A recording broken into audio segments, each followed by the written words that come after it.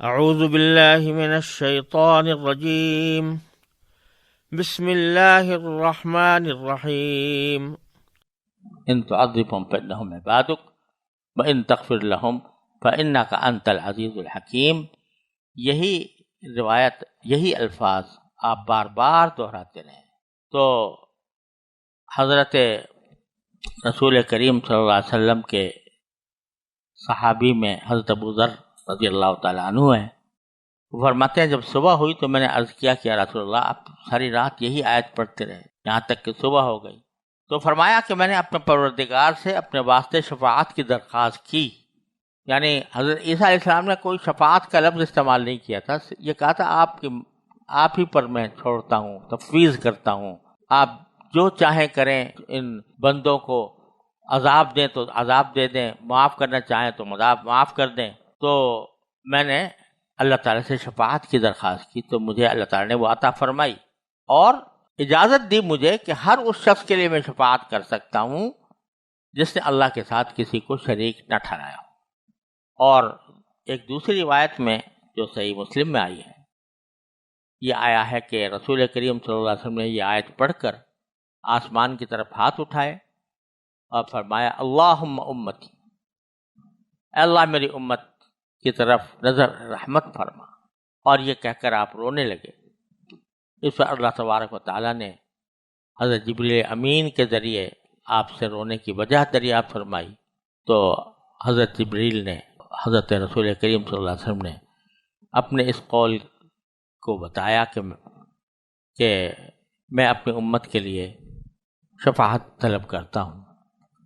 تو اللہ تعالیٰ نے حضرت جبریل علیہ السلام سے فرمایا کہ پھر جاؤ اور حضرت محمد صلی اللہ علیہ وسلم سے کہہ دو کہ ہم ان قریب تمہاری امت کے بارے میں تم کو راضی کر دیں گے اور تمہیں ناخوش نہیں کریں گے. تو یہ رسول کریم صلی اللہ علیہ وسلم کی شفاعت کا مرتبہ اللہ تعالیٰ نے اس آیت کے بار بار تلاوت کرنے کے نتیجے میں اللہ نبی کریم صلی اللہ علیہ وسلم کو عطا فرمایا. حضرت عیسیٰ علیہ السلام نے جب یہ بات فرما دی کہ اگر آپ عذاب دیں گے تو یہ آپ کے بندے ہیں آخر، اور اگر معاف کر دیں گے تو آپ بڑے قادر مطلق ہیں اور بڑے حکمت والے ہیں. یعنی معاف کرنے میں آپ کا اقتدار بھی ظاہر ہوگا، آپ کی حکمت بھی ظاہر ہوگی. یہاں بظاہر موقع تھا کہ فَإِنَّكَ أَنْتَ الْغَفُورُ الرَّحِيمُ، کہ پھر تو آپ بہت بخشنے والے ہیں، بہت رحم کرنے والے ہیں. لیکن حضرت عیسیٰ علیہ السلام نے یہاں پر یہ فرمایا کہ آپ بہت قدرت والے ہیں. یعنی آپ کی قدرت ایسی ہے کہ آپ جس کو چاہیں معاف کر دیں، لیکن آپ کی حکمت بھی ہے کہ اس حکمت کے تحت جو آپ کے حکمت کے مطابق ہوتا ہے اس کو معاف کرتے ہیں، اور جس کو جو حکمت کے مطابق نہیں ہوتا تو اس کو عذاب دیتے ہیں. اس لیے حضرت عیسیٰ علیہ السلام نے یہ جملہ ارشاد فرمایا. اب اللہ تعالیٰ فرماتے ہیں قال اللہ ھذا یوم ینفع الصادقین صدقہم. اللہ تعالیٰ فرمائیں گے کہ یہ وہ دن ہے جس میں سچے لوگوں کو ان کا سچ فائدہ پہنچائے گا. یعنی وہاں پر کسی کا جھوٹ نہیں چلے گا. جو سچی بات ہے، سیدھی بات ہے، جو وہ بات کہیں گے تو ان کی سچائی ان کو فائدہ پہنچائے گی. جیسا کہ حضرت عیسیٰ علیہ السلام نے جو بات حقیقت اور سچ تھی وہ واضح فرما دی اور پھر معاملہ اللہ تعالیٰ کے حوالے کر دیا. تو ایسے لوگوں کو فائدہ پہنچائے گا ان کی سچائی. اور یہ خاص طور پر اس طرح فرما دیا کہ جو لوگ دنیا میں وہاں تو ظاہر ہے کسی کو جھوٹ بولنے کا بظاہر امکان نہیں ہوگا، اور اگر کوئی بولے گا بھی تو فوراً جھوٹ اس کا کھل جائے گا. لیکن بظاہر یہاں پر صادقین سے مراد وہ ہیں کہ جو دنیا میں سچ بول، تو ان کو ان کی سچائی فائدہ پہنچائے گی. اور اگر کوئی شخص یہاں پر جھوٹ بولتا تھا یا صدق کے جو شرعی معنی ہے، یعنی آدمی زبان کا بھی سچا ہو اور عمل کا بھی سچا ہو، تو ان کو ان کی سچائی فائدہ پہنچائے گی.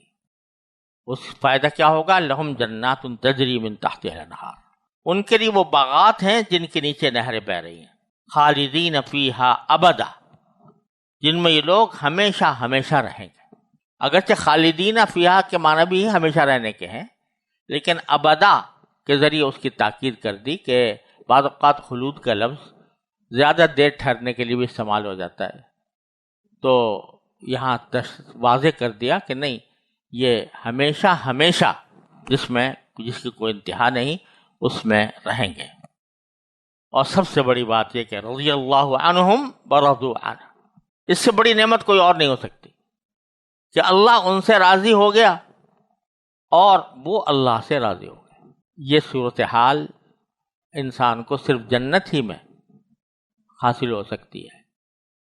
دنیا کے اندر تکلیفیں بھی آتی ہیں، پریشانیاں بھی آتی ہیں، تو بعض اوقات انسان کے دل میں شیطان کوئی شکوہ ڈال دیتا ہے، لیکن وہاں پر جو نعمتیں ہیں گی اس میں تکلیف کا کوئی سوال نہیں، لہذا اللہ تعالیٰ بھی ان سے راضی اور وہ بھی اللہ تعالیٰ سے راضی کہ ان کے دل میں کوئی ادنا وسوسہ بھی کسی شکایت کا آ ہی نہیں سکتا، کیونکہ تکلیف کوئی نہیں۔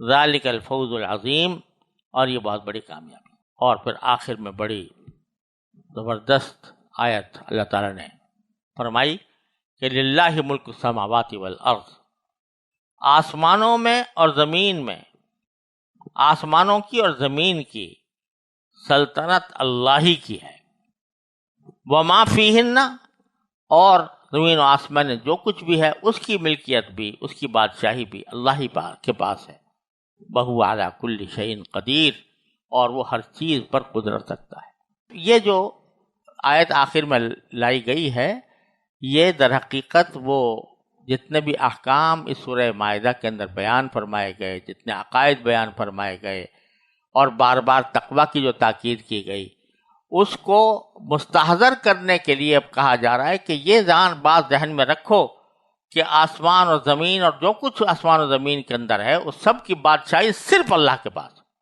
اور وہ ہر چیز پر قدرت رکھتا ہے۔